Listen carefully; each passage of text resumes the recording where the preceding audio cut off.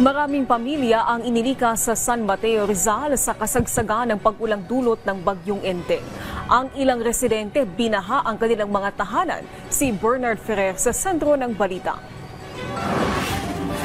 Wala nang uuwi ang bahay ang pamilya ni Neneng.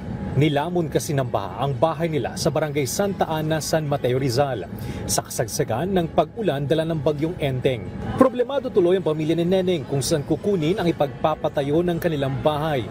Dahil din sa trauma, mas gusto nila ngayon na makauwi ng Calbayog, Samar pero hindi nila magawa dahil sa kawalan ng pamasahe. Per head po is 5K. 5K? Opo, 5K Ilang po buwan yun. kayong uuwi?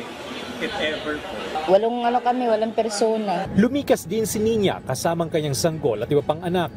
Kwento niya, lumubog sa baha ang bahay nila na nakatayo lang malapit sa ilog. Kalahati po ng second floor ng bahay namin. Malapit po kami sa ilog. Pagka ganitong bumabagyo, kami ang unang binabaha. Sa datos ng Barangay Santa Ana, mahigit 500 pamilya ang lumikas sa San Mateo Elementary School.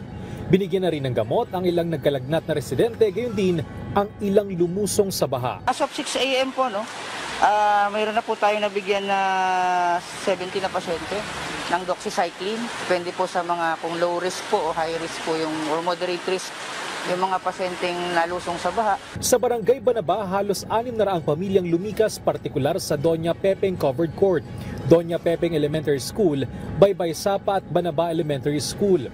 Agad na namahagi ng relief goods sa mga lokal na opisyal sa mga apektadong residente. Umaasa naman ang mga residente na gaganda ng panahon upang makauwi na rin sila sa kanilang mga bahay.